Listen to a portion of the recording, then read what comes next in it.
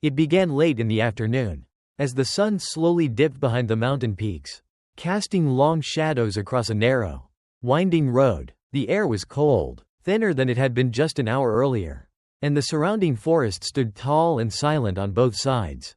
This was not a road many people traveled, especially not alone. A black woman named Naomi Carter was driving uphill, her hands steady on the steering wheel, eyes focused straight ahead. She was on her way back from a short work trip, hoping to make it down the mountain before nightfall. The radio played softly, doing little to ease the quiet tension that came with the isolation of the terrain. Then, without warning, the car jerked. The engine coughed once, twice, and then everything went silent. Naomi pressed the gas pedal. Nothing happened. Her heart sank. She guided the car to the side of the road, gravel crunching beneath the tires, and turned the key again. The dashboard lights flickered briefly before going dark. The radio cut off. The car was completely dead. She sat there for a moment, gripping the steering wheel, listening to the sound of her own breathing. The wind moved through the trees, producing a low, distant rustle that echoed through the valley. There were no other cars, no houses, no cell towers in sight. Naomi reached for her phone. No signal. She let out a slow breath and stepped out of the car. The temperature dropped immediately. She pulled her jacket tighter as she looked up and down the road. The mountains stretched endlessly in both directions, their silhouettes growing darker as the daylight faded. Opening the hood felt like a reflex, something people do even when they don't know what they're looking for. Steam drifted upward, wires, metal, and shadows blended together in a confusing mess. Naomi stared at the engine, knowing full well she didn't have the tools, or the knowledge, to fix anything. That's when fear truly set in. Not panic yet. Just awareness. Awareness that she was alone. Awareness that night was coming fast. Awareness that help, if it came at all, wouldn't come quickly. She thought about turning on the hazard lights, only to remember the battery was gone. The road behind her curved sharply, hidden by rock and trees. If another vehicle came too fast, they might not even see her in time. Naomi leaned against the car and scanned the road again. The sky shifted from pale orange to deep gray. The forest grew quieter, heavier. Every sound seemed amplified, the crunch of gravel beneath her boots, the distant call of a bird, the soft hum of wind through pine needles. She hugged her arms around herself, trying to stay calm. Then, faintly at first, she heard something that didn't belong to the mountain. A low rumble. Deep. Rhythmic. Growing louder. Naomi froze. The sound echoed through the curves of the road, bouncing off stone and trees. Whatever it was coming closer. And it wasn't just one engine. It was many. The rumbling sound grew louder with every passing second. Naomi Carter stood frozen beside her car, her body tense, her senses fully alert. The mountain road that had felt empty and abandoned moments ago now felt dangerously exposed. The sound echoed between the cliffs, bouncing off the rock walls, making it impossible to tell exactly how far away it was. She glanced back at her car, then down the road again. The engine noise was real. And it was approaching fast. Naomi's first instinct was fear. Out here, alone, with no signal and a dead car. She had no control over what came next. She reached for her phone again, refreshing the screen as if something might change. Still nothing. No bars. No emergency call. Her breathing became shallow. She considered getting back into the car, locking the doors, but the thought didn't bring comfort. If whoever was coming meant harm, thin glass and metal wouldn't stop them. If they meant help, hiding might only make things worse. The noise grew heavier, multiple engines now clearly distinguishable. Low, powerful, and synchronized. This wasn't a single vehicle struggling uphill. It was a group. Naomi stepped back toward the driver's side door, her hand resting on the handle. She forced herself to stay visible, standing near the hood where she could be seen clearly from the road. Running wasn't an option. There was nowhere to go. The light around her continued to fade. Shadows stretched across the pavement. The forest pressed in closer, and the air felt colder against her skin.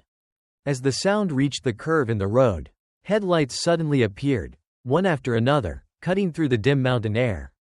Bright white beams swept across the trees, the rocks, and finally her stalled car. Her stomach tightened. Motorcycles. Several of them. The bikes slowed as they rounded the bend. Engines still rumbling but controlled. Naomi could make out dark silhouettes, large figures wearing heavy jackets and helmets. The bikes moved in formation, confident and deliberate, filling the narrow road. They were close enough now that she could see patches on their backs. Hell's Angels. Naomi's heart dropped. She had heard the stories. Everyone had. News headlines, whispered warnings, images shaped by years of fear and reputation. None of them were stories that made a woman feel safe alone on a mountain road at dusk. The motorcycles came to a stop several yards behind her car. One by one, the engines shut off. The sudden silence was almost louder than the noise had been. Naomi stood still, her hands visible, her posture rigid but composed. She reminded herself to breathe. Panic would only make things worse. One of the men removed his helmet. He was tall, broad-shouldered, with a gray beard and steady eyes. He looked at her car first, then at her. His expression was unreadable, not aggressive, not friendly, just calm. The other riders stayed near their bikes, watching quietly. For a moment, no one spoke. The mountain air hung heavy between them. Then the man took a few slow steps forward, stopping at a respectful distance. He raised one hand slightly, not in threat, but acknowledgement. "Looks like you're having car trouble," he said. Naomi swallowed hard and nodded. For a brief moment after the man spoke, Naomi Carter couldn't find her voice. Her mind was still catching up to the reality unfolding in front of her. The Hells Angels riders stood scattered along the narrow mountain road, their motorcycles parked at an angle, headlights cutting long streaks of light across the asphalt and into the trees. The engines were off now, but the air still vibrated faintly, as if the sound had left a physical trace behind. "Yes," Naomi finally said, her voice quieter than she intended. "My car just died." The man nodded, listening carefully. He didn't step any closer. "What happened before it stopped?" he asked. His tone measured, professional in a way Naomi hadn't expected. She explained quickly how the engine had sputtered, how the dashboard lights flickered, how everything went dark at once. As she spoke, she noticed something important. No one interrupted her, no one made sudden movements. The other riders stayed where they were, alert but calm. The tension in her chest eased slightly. The man glanced toward the open hood of her car. "Mind if I take a look?" he asked. Naomi hesitated. Every instinct she had told her to be cautious.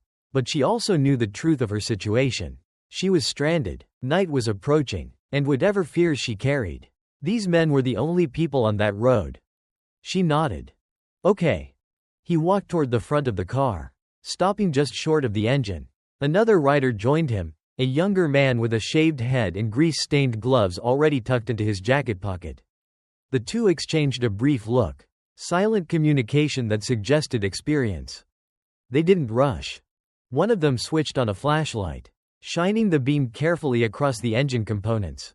Naomi stood a few steps back, watching closely, ready to speak up if anything felt wrong. "So you're headed down the mountain?" the older man asked without looking up. "Yes," Naomi replied. "I was trying to get home before dark." He nodded again. These roads don't give much warning. As they worked, Naomi became aware of something else, the way the group positioned themselves. One rider stood slightly behind her car, watching the road. Another remained near Naomi's side, not crowding her, but clearly aware of her presence and surroundings. They weren't closing in on her. They were creating space. The realization unsettled her in a different way. It challenged the fear she had been carrying since she first saw their patches. The younger rider straightened up. "Battery looks drained," he said. "Could be the alternator, but we might get it started." The older man turned to Naomi. "If you're okay with it, we'll try something simple first." Naomi nodded again, more confidently this time. "Yes, thank you." As the flashlight beam moved across the engine, the mountain grew darker around them. The last strip of daylight disappeared behind the ridge. The forest faded into shadow. But the road, once empty and frightening, now felt strangely anchored by human presence. Naomi still didn't know how this night would end. But for the first time since her car had stalled, she felt like she wasn't facing it alone. The mountain road had fully surrendered to night. Only the motorcycle headlights and a single flashlight illuminated the scene, throwing sharp shadows across the pavement and the surrounding trees. Naomi Carter stood near the front of her car, her eyes moving carefully between the men as they worked. The cold had settled deeper now, and she could see her breath each time she exhaled. The older man straightened up from the engine bay and closed the hood gently, as if signaling a pause. "Let's talk for a second," he said. Naomi's shoulders tightened, but she nodded. He stepped back, giving her space, and leaned against his motorcycle instead of approaching her directly. That choice didn't go unnoticed. The other riders remained spread out, quiet, observant, not encircling her, not crowding her. "My name's Ryder," the man said. "We're riding through to the other side of the range." Naomi hesitated, then replied, "Naomi." Ryder nodded once, acknowledging her name without repeating it unnecessarily. "You're safe here," he said plainly. "No one's going to touch your car or you without your say." The statement was direct, almost procedural, as if it were a rule rather than a reassurance. It carried weight. Naomi studied his face under the harsh beam of the headlights. There was no smile, but there was no threat either. His voice was steady, controlled. Years of experience sat behind his words. "Okay," she said quietly. Ryder gestured toward the engine. "Looks like your battery's fully drained. Could be from the climb. These roads are tough on vehicles that aren't used to them." Naomi nodded. "I've never driven up here this late before." "Most people don't," Ryder replied, "especially alone." There was no judgment in his tone, just fact. One of the riders approached Ryder and spoke briefly, low enough that Naomi couldn't hear the details. Ryder listened, then nodded. "We can try a jump," he said to Naomi. "If it works, you'll want to head straight down. If it doesn't, we'll figure out the next step." Naomi swallowed. "I don't have jumper cables." Ryder glanced back at the bikes. "We do." The younger rider retrieved cables from a saddlebag and began setting them up. Every movement was deliberate, no rush, no raised voices. Naomi noticed how they communicated, short nods, brief gestures, efficient coordination. Still, the tension hadn't disappeared completely. Naomi was acutely aware of who she was and where she stood. A black woman, alone, on a dark mountain road, surrounded by men whose reputation preceded them. The reality of that contrast sat heavily in her chest. Ryder seemed to sense it. "We get judged a lot out here," he said casually, as if speaking to the night more than to her. "Sometimes for good reasons, sometimes not." Naomi didn't respond immediately. She didn't know how to. "I appreciate the help," she finally said. Ryder met her eyes. "That's all this is." The jumper cables were ready. Ryder stepped back and nodded toward her car. "Go ahead and turn the key when I say." Naomi moved into the driver's seat, the interior light flickering weakly as she sat down. Her hands trembled slightly as she placed them on the steering wheel. Outside, Ryder raised his hand. "Now." Naomi turned the key. The engine struggled, coughing softly, and then fell silent again. The silence after the failed attempt felt heavier than before. Naomi Carter kept her hands on the steering wheel for a moment longer, staring at the dark dashboard. Outside, the jumper cables were disconnected carefully, without frustration or raised voices. No one rushed her, no one blamed her. That alone surprised her. She stepped out of the car again, pulling her jacket tighter as the cold deepened. Ryder stood near the hood, listening as the younger rider explained what he had seen. Their exchange was brief and technical: battery voltage, alternator strain, the long uphill climb. Naomi didn't understand every word, but she understood the tone. This wasn't guesswork. These men knew what they were doing. Ryder nodded once, then turned toward her. "Before we try anything else," he said, "I need to ask you something." Naomi's chest tightened again. She braced herself. "Yes," she replied. Ryder met her eyes directly, his voice steady. "Do you feel okay staying here for a few more minutes while we try another option?" The question caught her off guard. It wasn't about the car. It wasn't about money. It wasn't about control. It was about her comfort. Naomi blinked, You're asking if I'm okay with it? Yes, Ryder said simply. It's your call. She hadn't expected that, not from anyone. And certainly not from a group she had feared only minutes earlier. Naomi took a breath and glanced around. The road was still empty. The forest was quiet. The riders stood where they had been, maintaining distance, watching the surroundings rather than her. Yes, she said, I'm okay. Ryder nodded. Good. He turned back to the group and spoke briefly.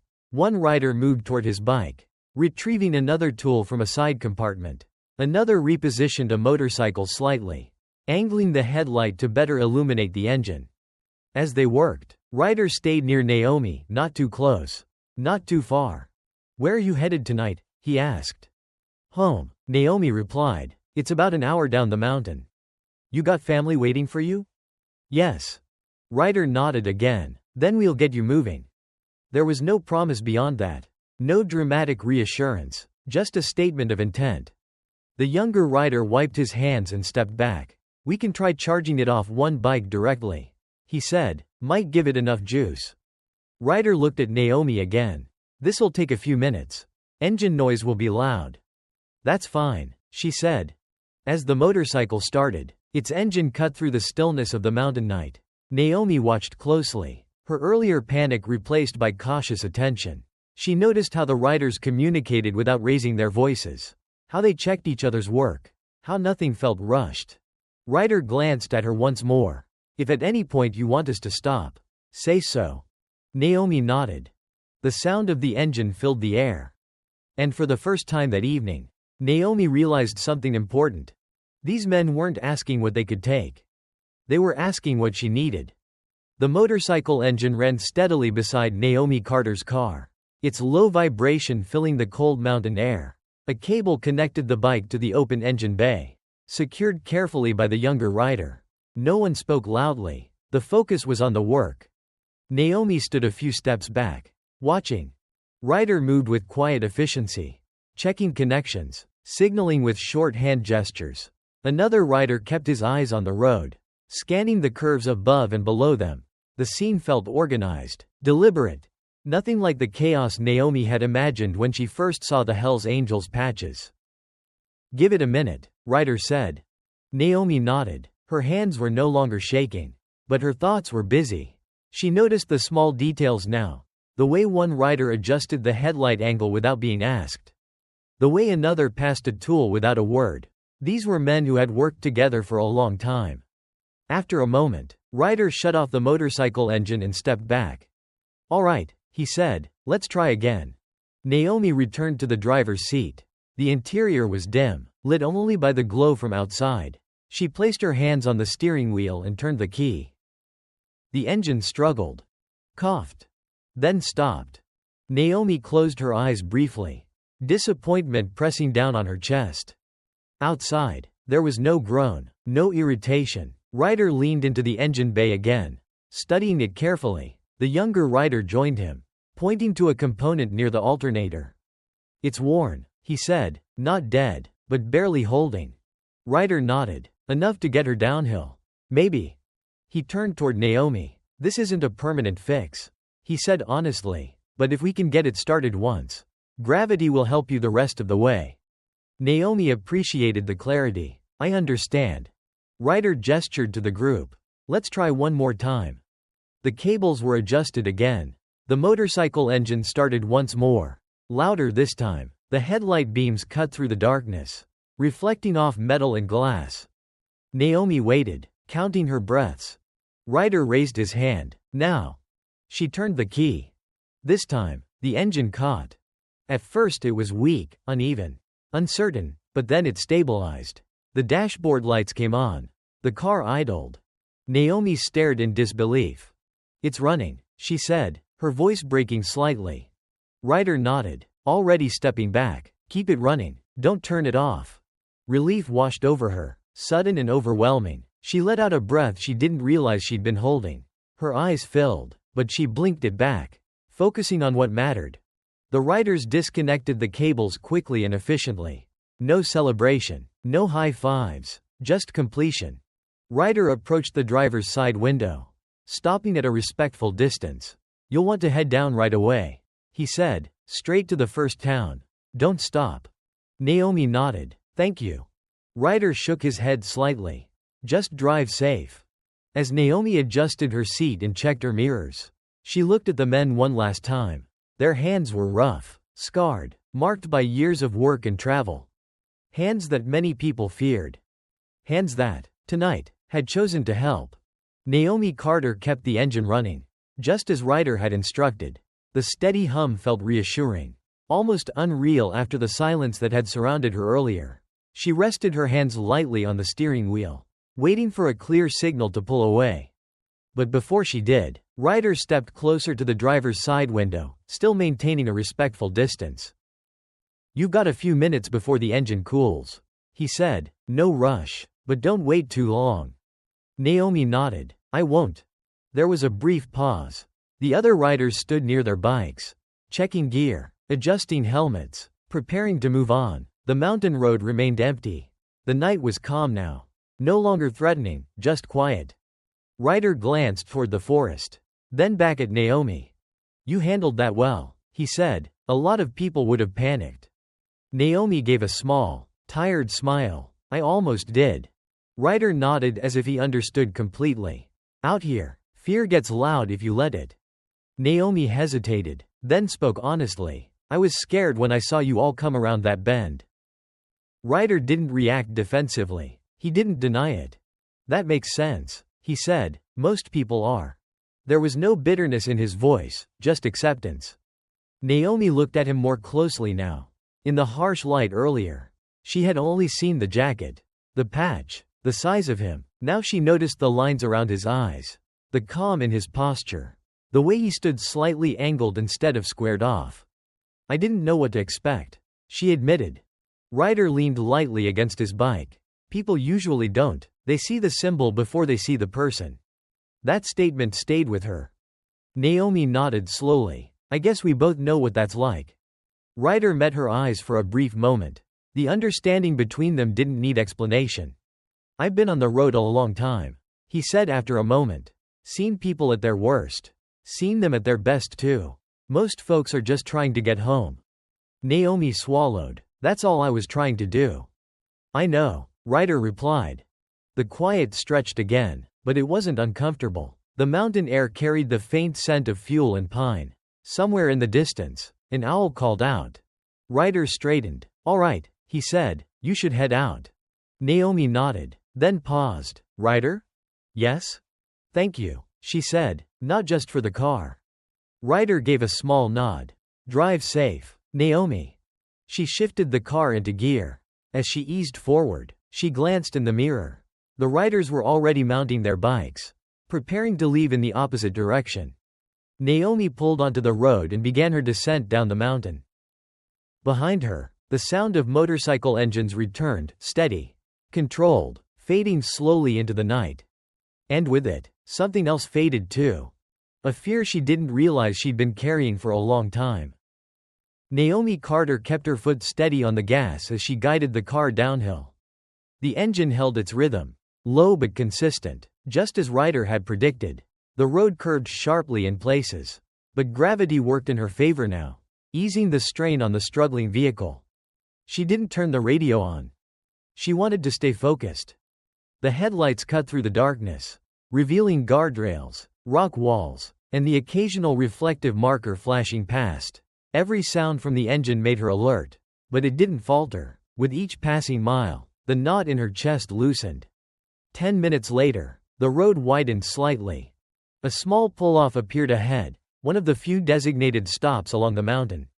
Naomi slowed just enough to glance at the dashboard.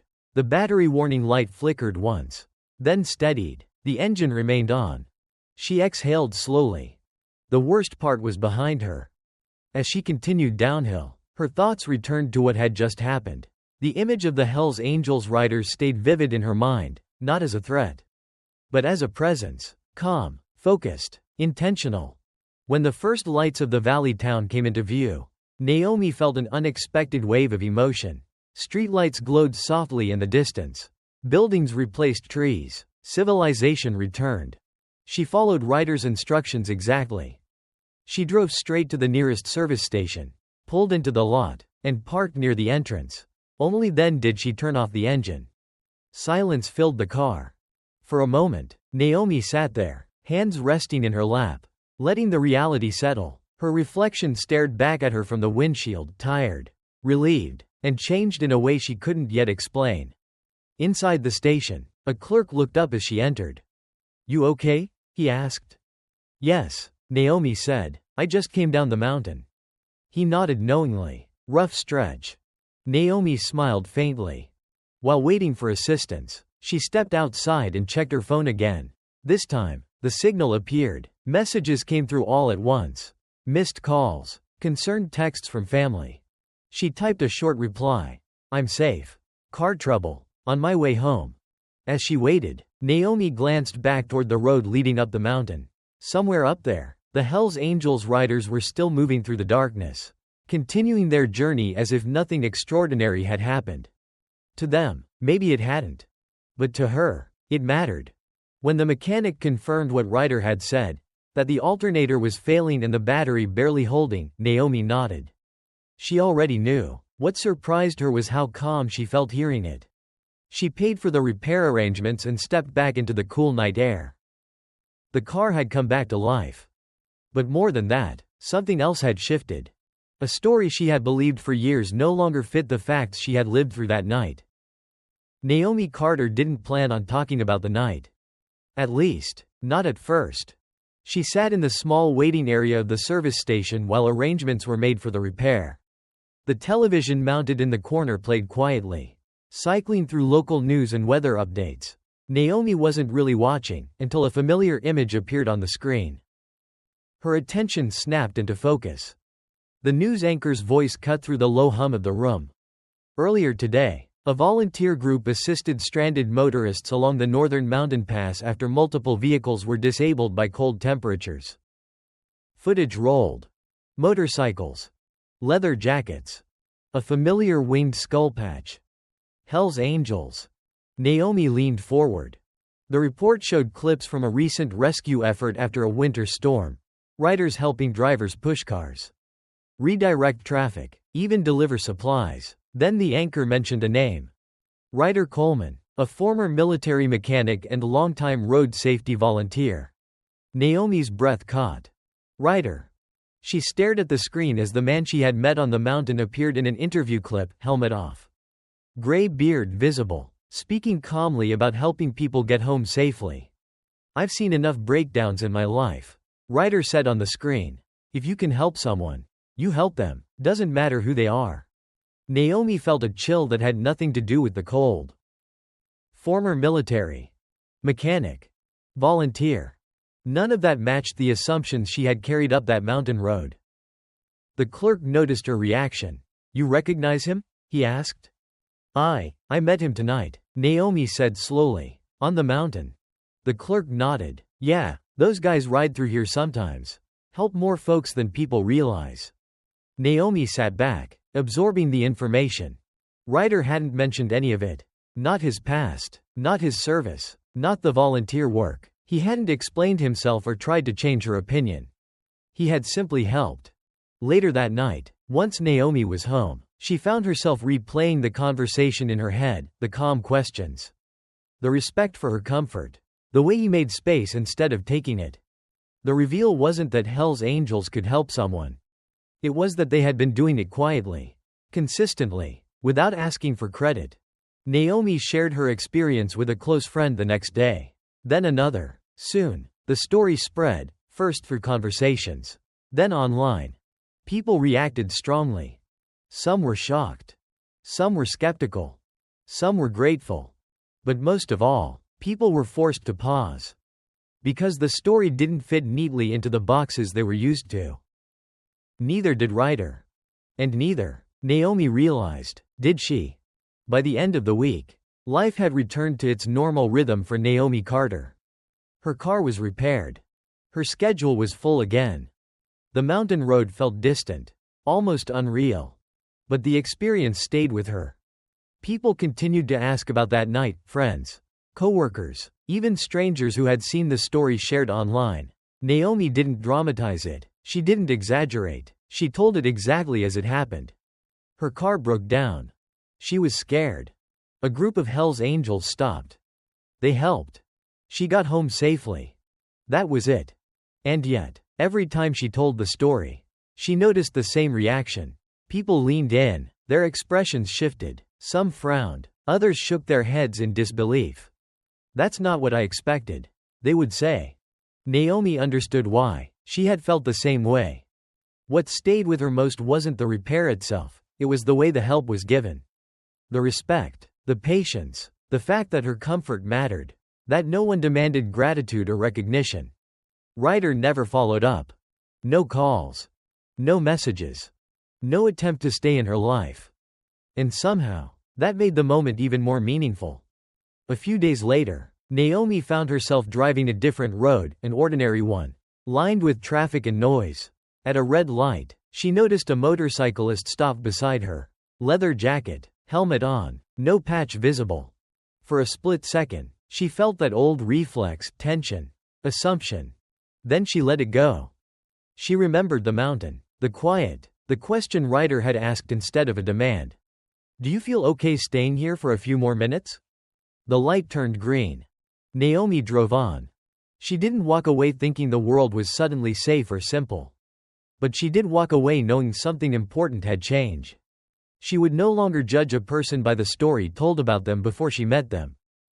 Because on a dark mountain road, when she needed help most, the people she had been taught to fear had been the ones who stopped. And that truth stayed with her, steady and clear, long after the engines faded into the night.